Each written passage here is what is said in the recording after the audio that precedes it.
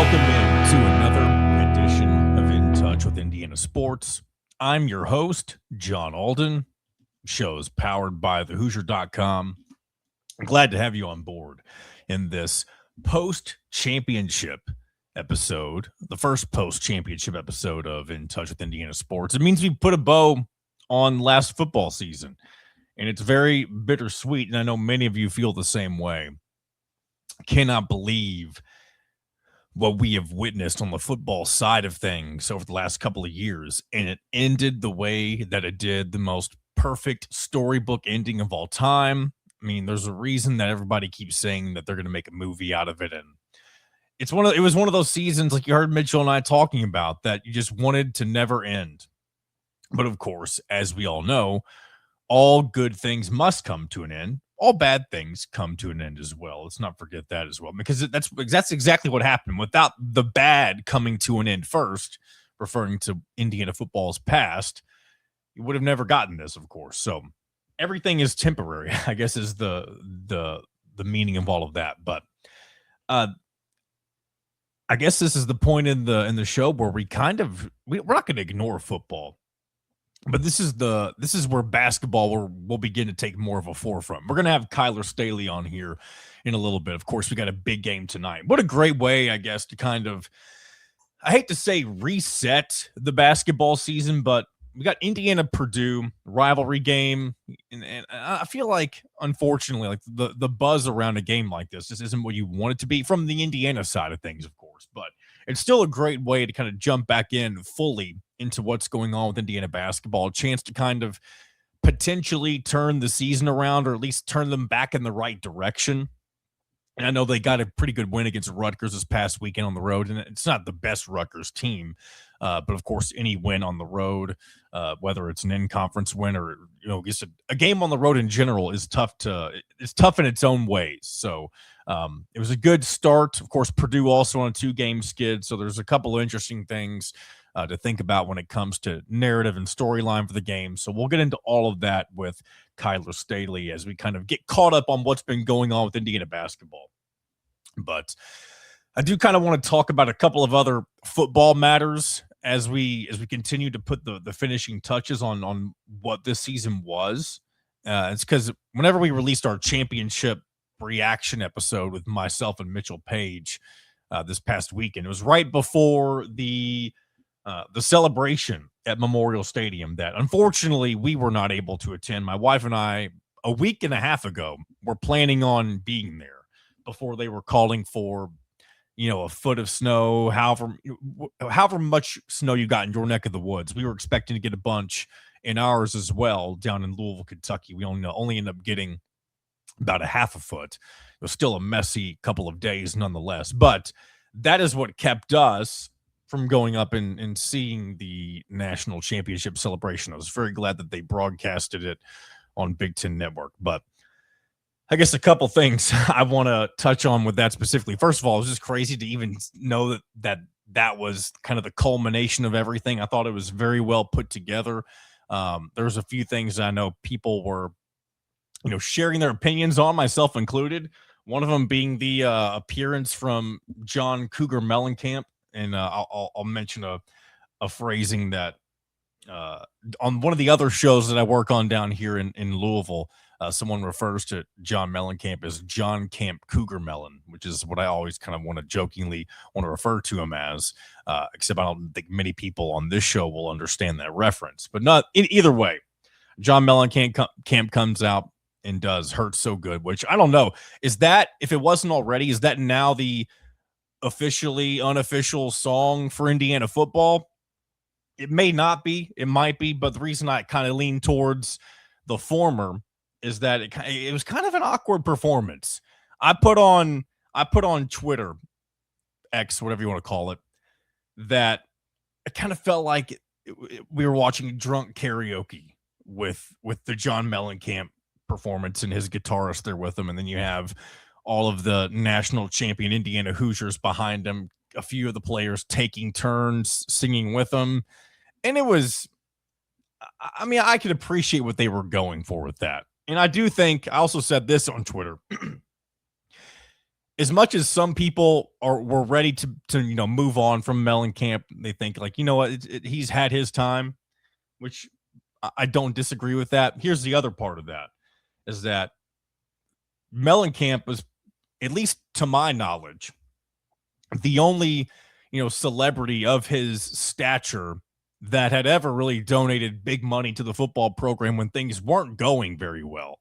And so I think he deserved to kind of have that moment after Indiana won the national championship to kind of be up there on stage with him, sing a song. And I don't know if it was his idea, if it was IU's idea, and he just kind of agreed to doing it. I don't know how it came together, but either way, it was a cool moment, even if it was at the same time a little bit awkward. It kind of made it funny as well. But that's one thing I want to mention.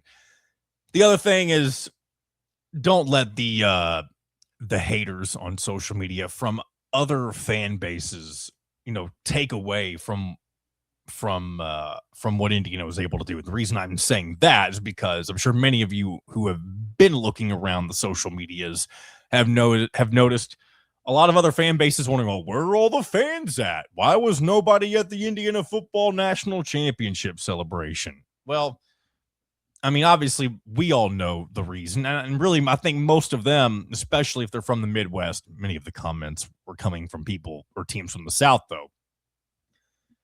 Saying, oh, if we won the national championship, our stadium would be full. Oh, really? You really think that if 12 plus inches of snow with the chance of, people from out of town getting stranded or unable to get back to where they live was a possibility that your entire stadium would be full?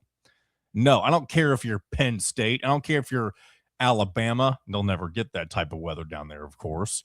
But that's just not the case. I mean, look at the amount of Indiana fans that took over the Rose Bowl, the Peach Bowl, the national championship in the home stadium of the team they were playing against. Don't let anybody say, oh, Indiana fans just don't care, because that's complete. I'll keep it rated PG. It was just nonsense. So if you're somebody, I mean, I clapped back at a person or two pretty respectfully, I feel like, those who were just saying, silly things about the turnout. The turnout didn't bother me at all. I fully understood. I felt like there was a lot of people there given the circumstances. And so overall, I think it was a well put together event. I'm sure those at IU and people attending in general, of course, myself included, wishes that the weather could have been a little more favorable for something like that. But you got to also remember, too, it's the middle of January, towards the end of January in the Midwest. This is what happens when a team from the North wins the whole thing. Whenever you have a celebration in the middle of winter, this is this kind of stuff that's always going to be a possibility. So that is that. And I really, that's kind of it. I mean, Signetti, of course, he has another one of his kind of all-timers, speeches, if you will. It's not like he said anything ridiculous or anything, but he put a nice little bow on everything. I feel like I've used that phrasing now a few times during this episode. But then he says, Chapter 3 begins tomorrow. And then he followed that up on Big Ten Network, by the way, after the fact, and said, maybe not tomorrow, maybe after, the next day or whatever. I can't remember what his actual, what day it was specifically. But either way, the end of the 2-year run, or really just what had happened last season specifically, that's all done. But you do have a lot of guys coming back in the portal. We'll try and catch up on all of those over the next couple of weeks. Got people leaving, coming in. A lot of offensive and defensive linemen have opted to stay, which is fantastic. That is where championship teams are built around. If you're able to retain as many of these offensive and defensive linemen as you can, bring in a few big names from the portal. One of them is Joe Brunner from Wisconsin. Excuse me. If you can build around that on top of what you already have coming back, I mean, it just kind of feels like it's rinse and repeat, if you will. Like, for anything that Indiana's losing production wise, they've got somebody in the portal to fill that role. You got Surratt and Omar Cooper off to the NFL. You're gonna have Nick Marsh and a receiver from Tulane whose name escapes me. I think it's Shaz Preston or something like that. Plus Charlie Becker's coming back. Charlie Becker Charlie B from Nashville, Tennessee, as he is so lovingly referred to as that from Gus Johnson and myself and probably plenty of others. He's going to be wide receiver 1 next year. I mean, that dude, I said it against, I said it towards the end of the season. It became evident to me that even though he may not have been listed as such on the depth chart, but Charlie Becker at the last half of the season was Indiana's best receiver. And he proved that in the national championship game. He proved that in every game leading up to it. And so not only was he the best receiver amongst other really, really good receivers, he's going to be, along with Nick Marsh, they're a 1A and 1B next year, I feel like, when it comes to receivers. And if the new guys, Josh Hoover at quarterback and Nick Marsh, of course, from Michigan State, if those guys can get up to speed with Cignetti and Mike Shanahan's offense as quickly as I'm sure they'll be trying to do, then I think you're going to see you're going to see Indiana pick up right where they left off. I haven't even mentioned the running backs yet. Turbo Richard coming in. You're losing Roman Hemby and Kalon Black. And then Kobe Martin's probably going to have a bigger role next year. Lee Beebe Jr. comes back from injury. And again, there's not going to be a lot of drop-off, especially on the offensive side. On the defense, I guess we are kind of getting into some of the portal moves now with football, now that I've talked my way into it.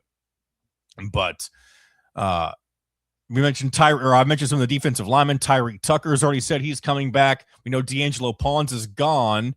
Elijah Hardy's going to be back. I think Isaiah Jones is going to be back. That's 2 really important linebackers. So 2 of your 3 main linebackers. Of course, Aiden Fisher graduating and off to the NFL. No Lewis Moore. I need to see. I don't know as much of what we have coming in when it comes to the transfer portal for defense. There may be a little more retooling going on that side of the ball. But, of course, we'll have to – I don't know if the transfer portal window has closed just yet. I do know that it can't be too far off from now if it hasn't already. But either way, we'll once it does close officially, we'll kind of evaluate where things stand and kind of figure out where all these moving parts will land heading into spring football. And I mean, a lot of way too early projections have Indiana in the top 5, top 10. I think the lowest I've seen them so far, and I haven't looked at all of them, the lowest I've seen them is number 6, and the highest I've seen them is number 1 for next year. Is calling them preseason 1, is that jumping the gun too early to make them the preseason favorite once again? It may seem like it, but also, sometimes it's kind of like Ohio State last year. I know they weren't number 1, but they were pretty quickly after they beat Texas in the first week of the season. But it's almost like if you're bringing enough pieces back to be in that conversation, you almost need to be number 1 until number 1 is knocked off, right? That's really what Ohio State was all season long last year until the Hoosiers took them out in the Big Ten Championship.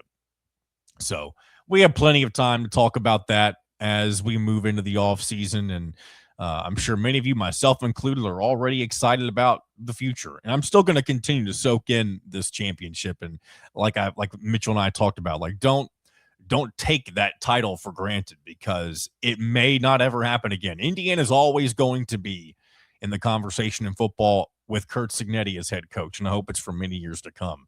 But it's a lot harder to win a national championship and have everything come together perfectly than we might think it is. Even Nick Saban, world-famous Nick Saban, didn't win a championship every single season. He was always right there, though. If there were ever some slip-ups, Indiana didn't make it in their first year either, of course. They were right up there. They were still being disrespected at that point, of course.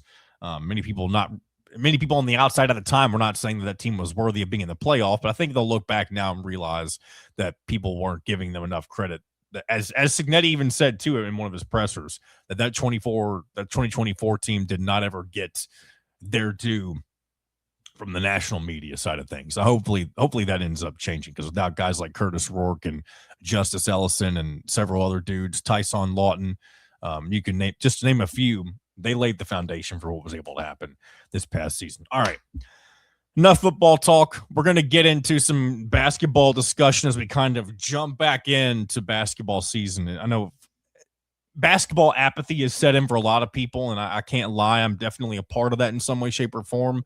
But I hope that can change against Purdue tonight. So definitely a late tip-off, by the way, 9 o'clock on Peacock. So we'll definitely This will be a very important game when it comes to not all. It's not necessarily I mean, it can be seen as a big picture game for DeVries, but I think it's also when you're just thinking about the immediacy of where they may be heading at the end of the season. Will they make the NCAA tournament? This is one of those games that you definitely have circled right now as one that if they can get it done, it puts them back on the right track, heading towards that potential to make March Madness. So we'll talk basketball here in just a second with Kyler. And then on the other side, we're going to go ahead and wrap things up. It's going to be a pretty quick show today.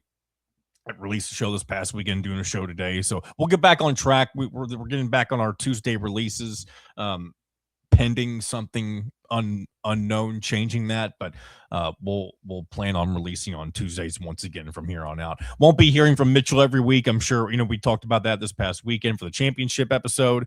So once we'll check in with him every so often about a few football things here and there. We'll definitely talk to him for sure when we get to spring football and all that good stuff. So until then, we'll see Mitchell some other time. So, all right, let's go ahead and move into our conversation with Kyler Staley. A lot of good stuff to catch up on with basketball, and hope you guys enjoy it. Talk to you. All right, joining me here right now on In Touch with Indiana Sports, it is staff writer, basketball recruiting analyst of thehoosier.com, Kyler Staley. Welcome back to the show. It's great to be back. It has been a while. We were talking before the show. This is really the first time in a while that I've gotten a chance to talk, out loud about some Indiana basketball and stuff. Even with my podcast, talk about the Hoosiers, it's been a lot of football. So, excuse me if I'm a little rusty and everything. It's been kind of a weird season on the basketball side of things. So, dude, I feel rusty as well, and my listeners are well aware that I'm a football first guy. That's just naturally where I lean and where my podcast veers. And when you have everything that transpired not only last season, but then you take that a whole nother several steps further this year and they win a national championship, it's definitely easy to kind of let what's going on in basketball kind of leave the forefront for a while, which is very weird when you're thinking about Indiana athletics, because up until the last couple of years, it's been basketball ruling the day, and that just hasn't been the case for a while. And I think Coach DeVries would kind of agree with you in a way, because I think he kind of liked the fact that, he can kind of do his thing and work a little bit under the radar while football was getting the spotlight. But, I mean, we kind of talked about before, we started recording here, like football, this is probably the first week where people are going to start realizing, hey, football is kind of done for a little while now. Yeah, you'll have some, transfer portal news and recruiting news and stuff like that, but the sole focus right now for a lot of Indiana fans is going to be primarily on what Indiana does really this final month of the season heading into March as well. Yeah, and it's been a really tough stretch for Indiana. It's really since really mid-January up until where they're at right now. I'll start with the Nebraska game. We're not going to recap all of these games, but this is kind of where things I guess really got serious for where things were potentially headed for Indiana basketball. They were up big on the Cornhuskers at Assembly Hall. And, of course, we know that this Nebraska team is awesome. They're 20-0. They came back on Indiana in Indiana's own building, and that was a loss that was really tough to swallow. I feel like that was one Indiana had to have, especially with the following stretch of Michigan State, Iowa, and Michigan. We know now that all those games have happened. They weren't able to come away with any of those. Some performances better than others. Of course, one thing that also stings a lot for Indiana fans is getting knocked out by Dusty May and a really good Michigan team. Of course, we all know, why that is the case. Indiana fans can't really dwell too much on that fact right now, I feel like. But on a positive note, they did defeat Rutgers on the road over the weekend. And that leads us into where, especially coming off of the end of football, as you just said, Kyler, to kind of bring everybody full circle with this Purdue game coming up tomorrow. Of course, we're recording this on a Monday, coming up today. So let's get my days correct. Coming up tonight on Peacock, you got Indiana and Purdue at Assembly Hall. Again, where attention is kind of fully on basketball right now. What an interesting game to come back to if you've kind of given basketball, if you made it take a back seat for a little bit.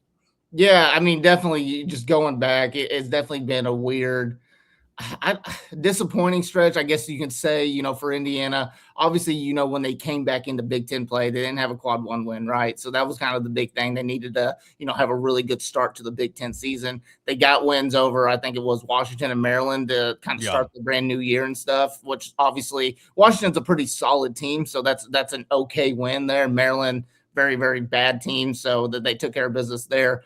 And then you go into that really brutal 4-game stretch of Nebraska. Who's after? Was it Michigan State, Iowa, Michigan? Yeah. So obviously there was opportunities there for Indiana, especially at home. The Nebraska game, starting with that, obviously, Indiana was up big. That was a game that you felt like, okay, they can get a big win here. They don't have any bad losses. They still don't have any technically, quote unquote, bad losses. When you look at their resume, they just don't have the wins right now. The Iowa game at home was very disappointing. It looked like Indiana was stuck in first gear the whole entire time and never really had any kind of emphasis to bring energy or anything like that. Michigan State, I would say that they competed for 30 minutes of the game. And I think that's been a lot of what Indiana has been. They haven't been able to put a full 40-minute performance together, even in the games that they've won. They've had some sloppiness to start the second half, but you look at that Michigan State game, I thought they competed well with Michigan State, for about 30 minutes, and then Michigan State just goes on that huge, 22 to 3 run or something like that to end the game. Michigan never really had a fighting chance, from the opening whistle. It felt like they just weren't going to be able to match what Michigan has, size, athleticism, shooting, everything. Michigan's just a really complete team. Rutgers is, Indiana had to go in and you had to win that game, right? Rutgers was, as a team, that's probably going to be the worst team in the Big Ten based on what you've seen so far. Really horrible on both sides of the ball, even though it was, just being honest with you. But when you look at it was a road game, and it is tough to win on the road, but obviously that was a game that Indiana had to have, because basically you kind of throw away all your NCAA tournament hopes. Even if you don't have a quad one win, you basically throw it all away if you lose on the road to a really poor team like Rutgers. And Indiana took care of business there.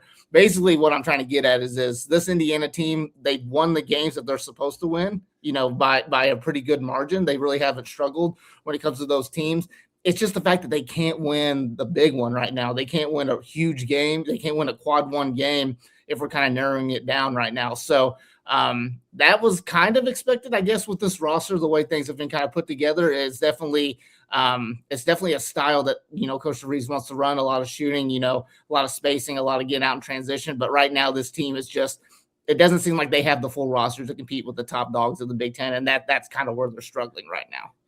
What's interesting too, there was a few moments early on in the season that were, especially looking back in hindsight, it was fool's gold. They defeated Marquette in Chicago, and that looked like it was going to be an awesome first win for Darren, first win against a power conference team that wasn't from the Big Ten or anything like that. Well, Marquette's one of the worst teams in the Big East this year. I mean, they're one of the worst power conference teams. I mean, it's crazy. That's a shock of smart. I don't know if his roster was depleted. I don't know what happened with them, but that's one of the weirdest reverse turnarounds I've seen in college basketball. And on the other hand, Kansas State, that was a team that at the time people thought might be one of the better teams in the Big 12, a really good offense, and they're one of the worst teams in the Big 12 as well. So it's kind of unfortunate you schedule those games hoping that they're going to boost your resume, and they really don't do anything for you because of what they haven't been able to do.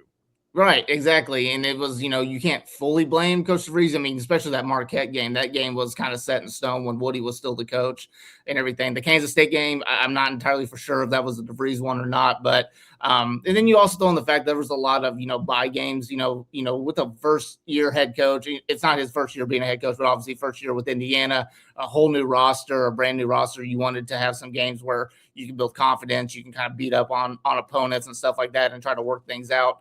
And it really just hasn't really worked out a whole lot, when it comes to the big games, when it comes to the Michigan States, the Iowas, Nebraskas, those types of teams. And that they really did need to win, especially at home, Nebraska, Iowa. This will be even completely different conversation if we're seeing them winning at least one of Nebraska and Iowa, because it proves that they can beat teams that are kind of at their level or, above their level. But right now they just haven't proved that. And I think a lot of it's just the roster construction right now. This may sound harsh to say, but I think that's kind of what it's been. This is a very mid-major-ish roster, I would say right now. You got a couple of guys that can legit play at the power conference level, but right now you got a bunch of mid-major guys, and they tried to make it work, and it just really hasn't worked to their full ability yet. Yeah, and I already mentioned, kind of the Dusty May effect of, losing that game. One thing that was also big for me, and probably for a lot of fans too, that game against Iowa that we also mentioned, of course, a lot of people, myself included, I was in the Ben McCollum camp this offseason at one point, and to see that kind of turn into the way that it did, the way that game that was, they were able to dictate pace on the road against Indiana. And again, it all comes down to Ben McCollum created a team that he knows what's best for him at Iowa, whereas it seems like Darren DeVries, while he did as best as he could, it almost seems like he was trying to, I don't want to say get away from his style. It's almost like maybe he didn't fully know exactly what he wanted to do in Right. year one. And it's definitely going to be a learning a learning experience going in the next offseason whenever, and again, I don't want to act like the season's over. Indiana is 13-7. There's a lot of work to do, and they can certainly begin to turn things around against Purdue tonight. But if they're not able to do that and win some other big games down the stretch here in the regular season, then it's definitely going to be a very important, offseason heading into year two.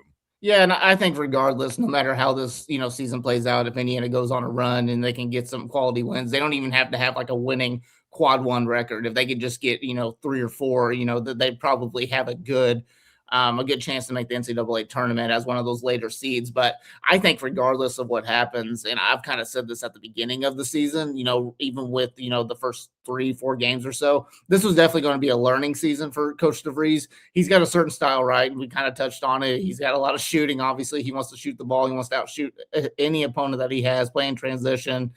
Doesn't emphasize the offensive rebounding. He really wants guys that can just push the pace and you can get out in transition. But I think when you go into the Big Ten play and everything, that's where you kind of get that rude awakening. Like I think number one for Indiana is, going into next season, the transfer portal, you've got to get some impact front court players. That you just have to have that. And that's something that Coach DeVries has not really had, as times as a head coach, even dating back to Drake, West Virginia. He's been able to get away with that kind of, I wouldn't say a lack of a front court, but not a dominant a dominant Because front he's court. never really played in the league that values having major front court players, I feel like. Right. And if you're going to play the style Coach that Coach DeVries wants to play, you got to have defensive rebounding, right? You got to have guys that are going to be able to get some defensive boards, push it out the half court and, shoot the shot or whatever. But, I think regardless, he's going to have to learn from this season. He's going to have to get, balanced scoring. He's going to have to get, good guard play. He's going to have to get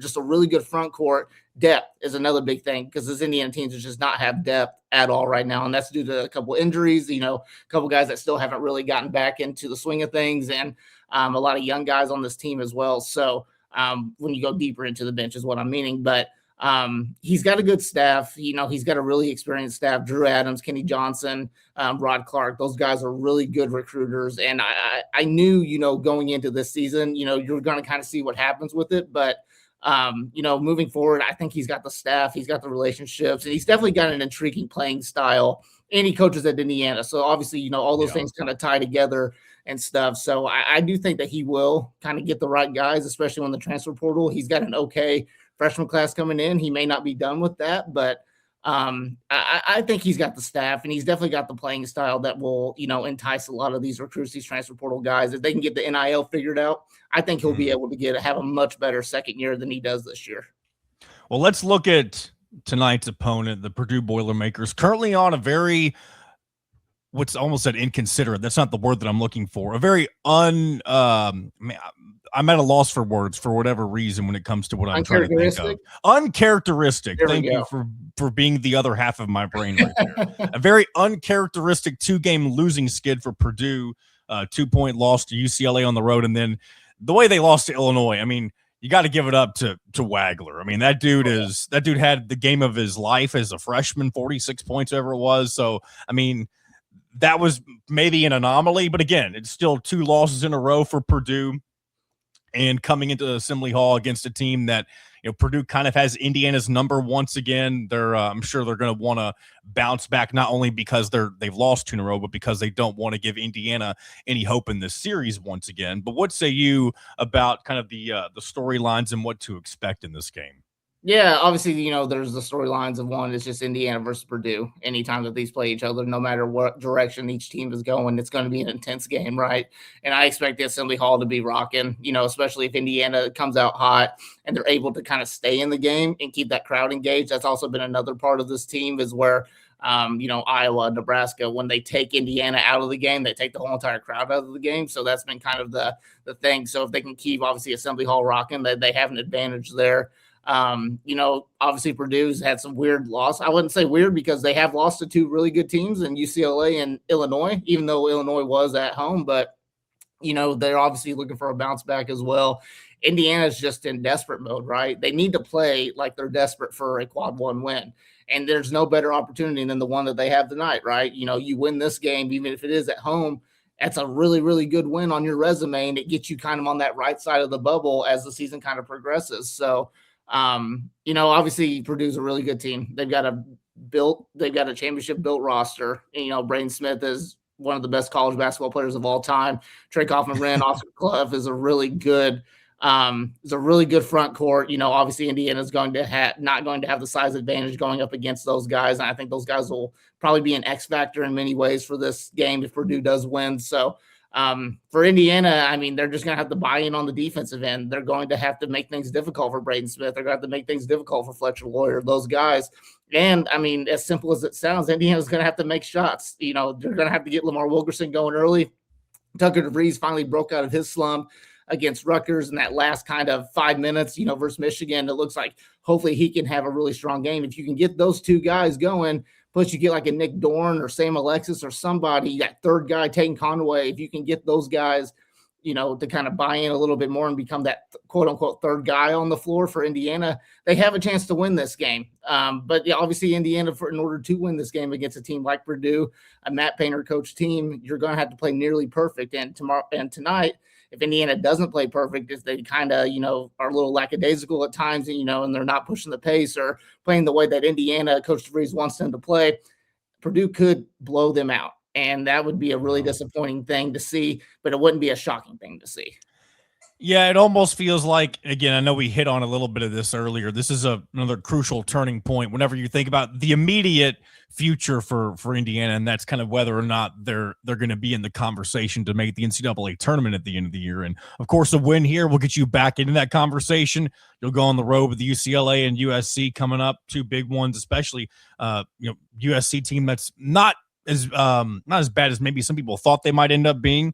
So you got a tough 2-game road stretch out on the West Coast. And so those are all 3 games. If you can find yourself on the right side of those, and I know asking to win all 3, especially when 2 of them are on the road and one of them is against Purdue, it might be a bit of a tall order, but this stretch is definitely in the realm of giving yourself the ability to change the narrative on this specific season. Does that mean they're going to get it done? Not necessarily, but I do think that one win can lead to another, and you got to get things off on the right foot against Purdue. Because if Purdue's able to control the pace of this game and you find yourself in a blowout scenario once again, it kind of gets to the point to where you're worried about like morale for the rest of the season. And maybe that sounds like it's something that, these players should be bigger than that and not worry about those sort of things. But you can only take so many body blows before it can just affect the rest of the season.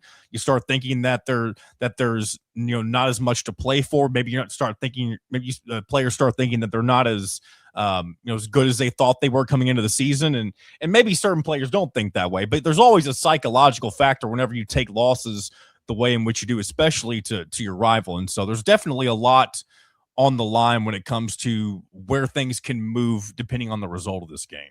Right. And you kind of touched on it. This Indiana team needs confidence, right? That's been a lot of the things, losing 4 games that you were hoping to at least win one of those to get you that quad one win.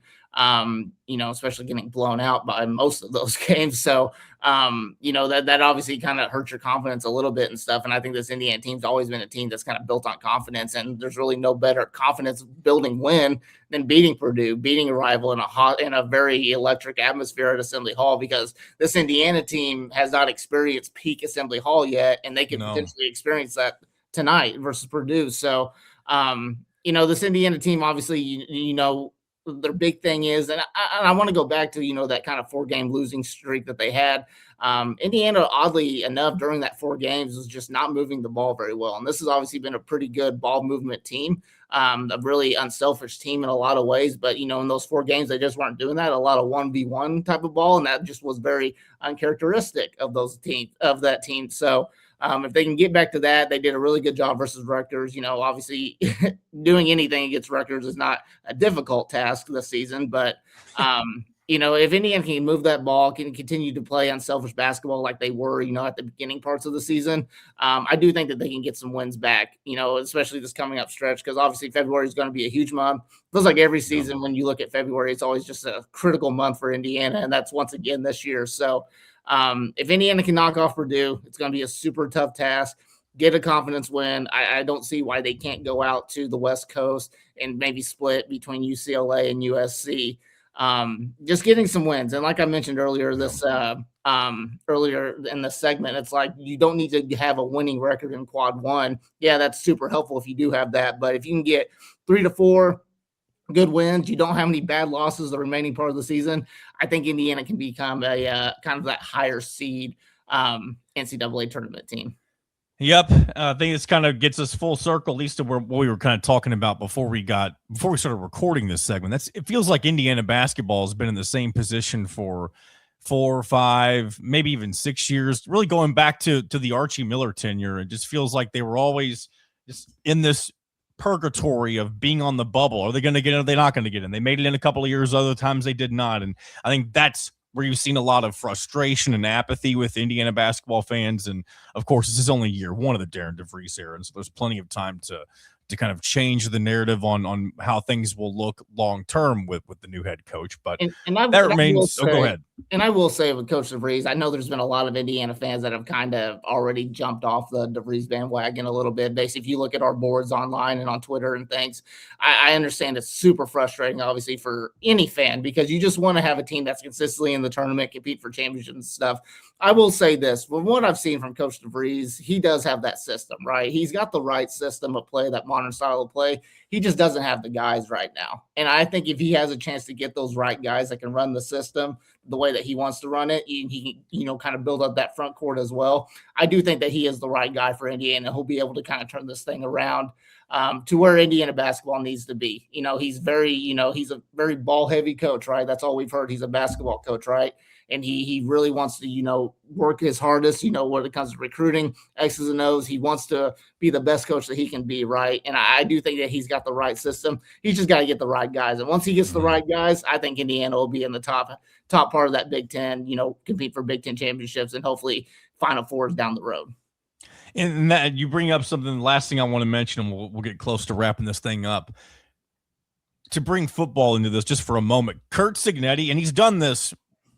Curt Cignetti is responsible for ruining so many other head coaches and their ability to buy themselves time, because he showed he's done what no one else's, at least in the modern era of college sports, has been able to do. And that's just win with the worst program immediately, because he has a certain standard with certain things that, and it's all process oriented too, right? So if you can get everybody to buy into that, and you can do it at Indiana, it's the reason that every other fan base of every other team and every other school, they think, well, if he can do this there, then why can't this get done quicker here? And of course, with Indiana basketball, you have the brand name that is IU basketball. People are like, well, if Curt Cignetti can do this so quickly, why is Darren DeVries struggling to even make them a shoe-in for the NCAA tournament? So and there's many not fair. Go into that. There's many factors. NIL is a big one, right? And obviously, Coach DeVries came into kind of, I wouldn't say a bad timing, to become Indiana head coach, but right when the time when Curt Cignetti was kind of, turning Indiana football around, and Curt Cignetti was getting a lot of money and a lot of NIL money and stuff. And, Indiana basketball just doesn't have that yet. They need to kind of figure out a way to balance that a little bit. He's the only head coach who's ever been he's not the larger than life figure on campus that every other IU basketball coach has been. Even Mike Woodson, for as frustrated as people were with Woodson, because he was a former player for some really good teams back in his day, Mike Woodson is someone who's recognizable anywhere you go. Now Curt Cignetti is that for Indiana football. I'm sure people recognize Darren DeVries, but he's not the larger than life figure that Cignetti has become. Right. And like I said, like we said at the beginning of this segment, like, Coach DeVries, he's working under the radar a little bit, right? He's going to have a big microscope on him now in the next month or so. Yeah. But obviously, during football's historic run and stuff, he's been able to kind of, sneakily kind of do his thing for Indiana and hopefully, try to get that thing on the right track. Like I said, I think this offseason is going to be big one for Indiana basketball. I think they're going to do well in the transfer portal. They got a really good staff. The season is what it is, unfortunately, and it's kind of annoying to say that. It is what it is. But the long run, I think Coach DeVries is the guy. He's got the right system. He's got the right mindset, the work ethic. I think Indiana fans, kind of need to give him, just be patient. Patience not the word that Indiana fans want to hear, but just be patient with him because I do think that he is going to be the right guy to turn this thing around. Kyler, anything coming up for you specifically with the Hoosier.com? No, I mean, obviously we've got a ton of football content. We're still kind of pumping out as much as we can based off, the national championship and all that. Zach Browning, I'll plug him. He's done a really good job when it comes to the transfer portal stuff.